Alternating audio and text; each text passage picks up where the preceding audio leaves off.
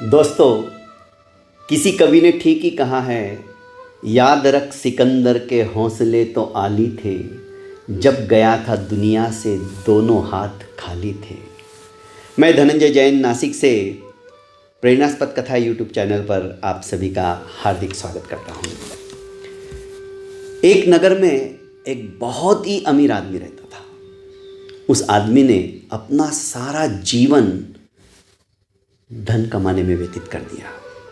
इतना अपार संपत्ति, इतनी अटूट संपत्ति उसने एकत्रित की, इकट्ठी की कि वो पूरे नगर को भी खरीद सकता था।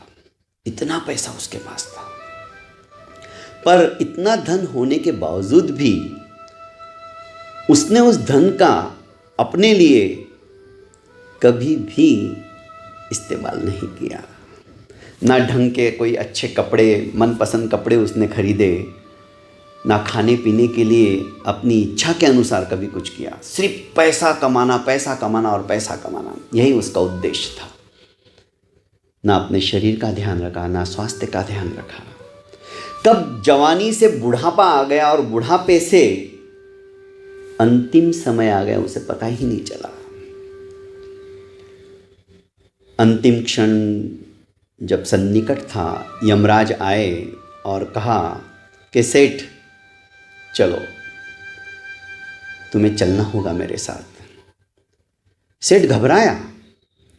उसने कहा, अभी तो मैंने अपनी जिंदगी जी नहीं है, मैं अपने लिए जिया ही नहीं हूं, मुझे कुछ समय की मोहलत दीजिए। मैं पैसा कमाने में ही रह गया। लगे तो आप मेरी संपूर्ण संपत्ति में से 50% ले लीजिए, पर मुझे 1 महीना तो यहाँ पे रहने दीजिए। मैं अपने आप के लिए अब समय देना चाहता हूँ। यमराज ने कहा, यह पॉसिबल नहीं है।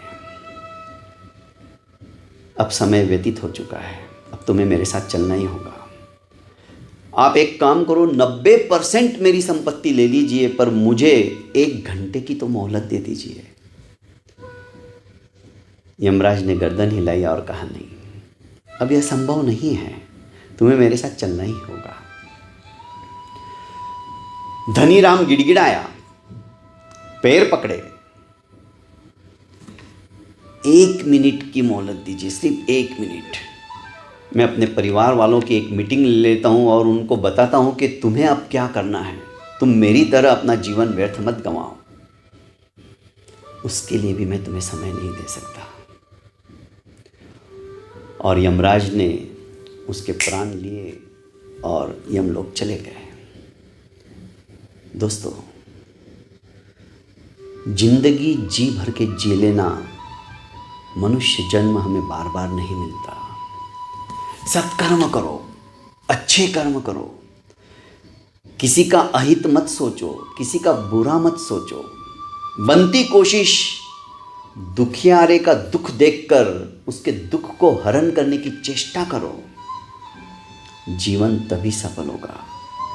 गिनती की सांसें मिली है, हम इसको ना तो बढ़ा सकते हैं ना घटा सकते हैं। कब प्राण पखेरु हमारे उड़ जाएंगे, कब वह कराल काल के गाल के अंदर समाविष्ट करने के लिए वह यमराज आ जाएगा, हमारे दस्तक देगा दरवाजे पर, और हम फिर कहेंगे कि कुछ समय तो रुकिए, तब समय व्यतीत हो गया होगा, हम कुछ नहीं कर सकते। दोस्तों, भगवान ने भी हमें पेट भरने के लिए कहा है, पेटियां भरने के लिए नहीं कहा है। अरे पशु पक्षी भी आज का उनका दाना पानी की व्यवस्था हो गई तो दूसरे दिन की वे चिंता नहीं करते।